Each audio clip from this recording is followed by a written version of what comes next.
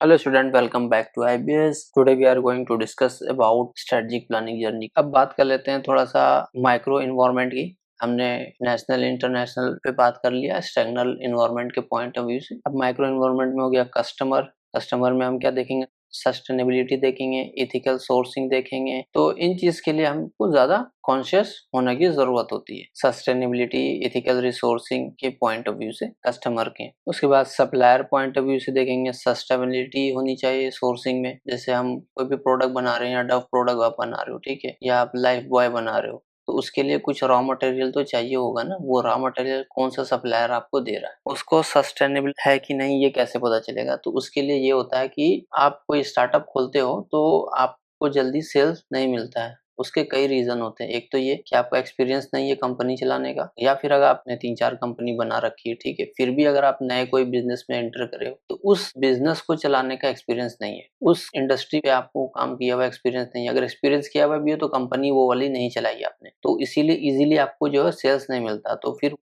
आपका अगर धीरे-धीरे जब आप काम करते हो तो अपना प्रोसेस रिफाइन करते हो, अपना डॉक्यूमेंटेशन बनाते हो, इस तरीके का स्ट्रेटेजिक प्लानिंग बना रहे हो, आपका रिसर्च एंड डेवलपमेंट हो रहा है, advance level of technology integration कर रहे हो, आप सिस्टम डिजाइन कर रहे हो, तो सब कुछ जब आप कर लोगे तो फिर उसमें लग जाता है 2 से 3 साल। जब आप इतना सारा काम कर लोगे तो आपका एक बेस तैयार हो जाएगा कंपनी का। फिर आप 3 साल तक टिके हुए भी हो, यानी कि आप सेम कस्टमर को, यानी यूनिलीवर को आप पिछले 3 साल से नॉक कर रहे हो कि सर हमसे आप रॉ मटेरियल ले लीजिए इसके लिए। तो इनिशियली वो जब आपका बैलेंस शीट देखेगी तो आपका देखेगी 0 से 1 ईयर का एक्सपीरियंस है। यहाँ पे आपका बैलेंस शीट का ओपनिंग भी 0 होगा सारे जीएल का, और यहाँ पे अमाउंट आएगा जो भी, तो वो समझ जाएगी कि भाई ये भी नया मार्केट में आया। तो वही अगर पिछले 3 साल से आप उनको नॉक कर रहे हो तो फिर वो देखेगी कि आपका कितना ग्रोथ हुआ है, आपका क्या स्ट्रेटजी रहा है, और आप किस तरीके से प्रोडक्ट सप्लाई कर रहे हो, कितना टाइम लेते हो, कितना क्वालिटी प्रोडक्ट देते हो, उसको टेस्टिंग करेगी। वो सब करके जब उसको लगेगा कि हाँ आप 3 साल से मार्केट में हो तो आपका इंटेंशन है इसमें बने रहने का। नहीं तो क्या होता है कि नई कंपनी रोज खुलती है और रोज बंद होती है। ये भी आपको पता होगा, आप चेक कर लेना गूगल करके कि स्टार्टअप जो है इंडिया में पर ईयर कितने स्टार्टअप खुलती है, ठीक है, और 100 में से कितने परसेंट बचती है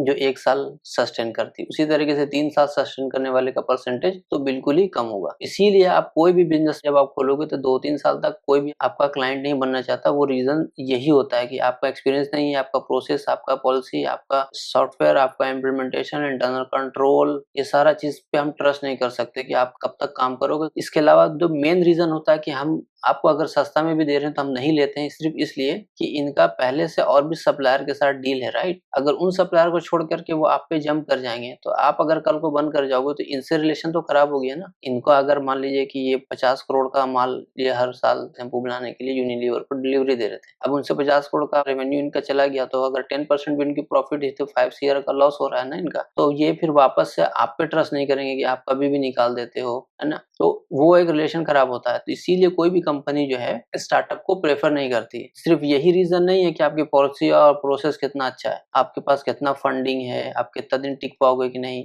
ये सब के अलावा ये भी रीजन है, पहला का जो मेरा सप्लायर है बैकएंड पे, जो भी हम जिससे माल ले रहे हैं, वो अगर नाराज हो गया, हमारे पास ज्यादा ऑप्शन नहीं है, तो फिर हम क्या करेंगे। तो सस्टेनेबिलिटी में हम ये भी देखते हैं। फिर जब 3 साल तक आपने काम कर लिया और प्रोडक्ट भी आप सस्ता दे रहे हो और क्वालिटी भी अच्छी है, तब फिर हम स्विच करेंगे आप पे। समझ रहे हो आप बात। तो इसीलिए कोई भी कंपनी को आप जब चलाओगे तो उसको प्रोडक्ट टेस्ट करने के बाद, सब कुछ अच्छा होने के बाद भी कंपनी नहीं चलती है, लोग बंद कर देते हैं। उनको ये लगता है कि मेरे प्रोडक्ट में प्रॉब्लम है या मुझे चलाने नहीं आ रहा। तो ऐसे बहुत सारे रीजन होते हैं। प्रोडक्ट फिट नहीं है, आपको आपका आइडिया बहुत अच्छा लग रहा है लेकिन आपने मार्केट में टेस्ट ही नहीं किया, आप सीधे कंपनी खोल के बैठ गए, आपने 5 करोड़ रुपए लगा दिया।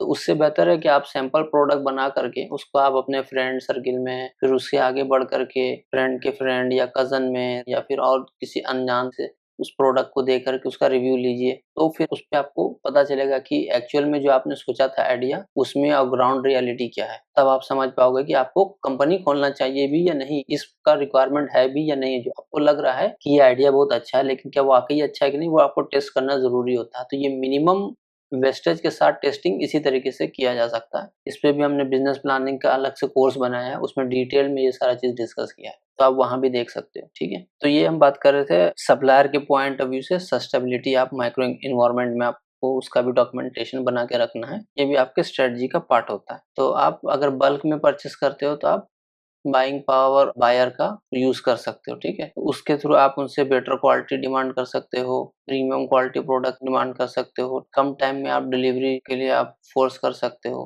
प्राइस भी आप कम करा सकते हो, क्योंकि आप बल्क में परचेस कर रहे हो। इसके भी डिटेल में मैंने डिस्कस किया कि सप्लायर क्यों आपकी शर्तों को मानने को राजी होता है, उसका भी क्योंकि आप उसके जाइंट कंपनी हो, मेजॉरिटी ऑफ शेयर और रेवेन्यू जो है वो आपसे जनरेट हो रहा है इसलिए। तो माइक्रो एनवायरनमेंट में ये सब स्टडी भी करना है कि मेरा सप्लायर कैसा है, कितना सस्टेनेबल है, कितने दिन से काम कर रहा है, हम कितना परसेंट उसका रेवेन्यू जनरेट करके दे रहे हैं। सप्लायर का अगर आप बैलेंस शीट वगैरह आप देखोगे तो आपको समझ में आएगा कि इनका रेवेन्यू टोटल कितना है। मान लीजिए आपने उनका देखा, उनका रेवेन्यू 10 CR है और आपको पता है कि आपका पास जो बिलिंग आता है वो 80 CR का आता है, ठीक है, साल भर में। तो आपको फट से पता चल जाएगा कि 80% जो है इसके तो हम ही जो है रेवेन्यू जनरेट करके दे रहे हैं, तो हम इससे ये सारा डिमांड कर सकते हैं। तो वो तभी होगा ना जब आप स्टडी करोगे, और स्टडी भी कब करोगे, जब आपको पता होगा। चलिए आगे बात करते हैं रिटेलर एंड डिस्ट्रीब्यूटर। इसमें रिटेलर एंड डिस्ट्रीब्यूटर अगर इमर्जिंग मार्केट के हैं तो बेटर मार्जिन और फास्ट डिलीवरी आप डिमांड कर सकते हो अपने रिटेलर और डिस्ट्रीब्यूटर से। उसके बाद कंपटीटर पॉइंट ऑफ व्यू से आपको ग्लोबल प्लेयर हो, जैसे आपके बहुत सारे कंपटीशन है, P&G है,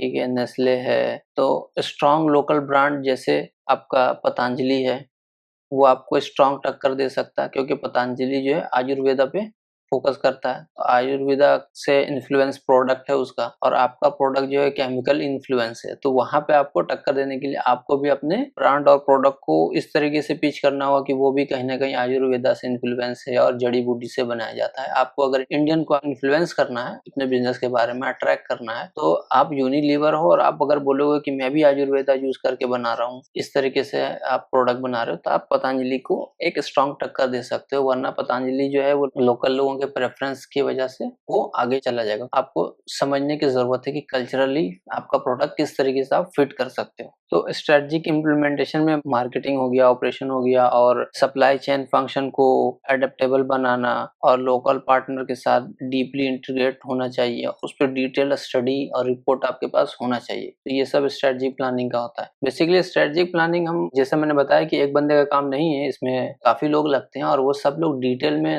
रिपोर्ट बना के रखते हैं सिर्फ इसीलिए ताकि पता रहे कि हम जो कर रहे हैं वो वाकई सही काम कर रहे हैं कि नहीं कर रहे हैं। मतलब अंदाजी आपको बिजनेस को नहीं चलाना, बिजनेस जो है डेटा और प्रूफ पे चलता है। तो I think I am done for the day. I will see you into the next session. Stay tune. Thank you very much. Please मेरे लिंक्डइन और यूट्यूब को जरूर सब्सक्राइब करें।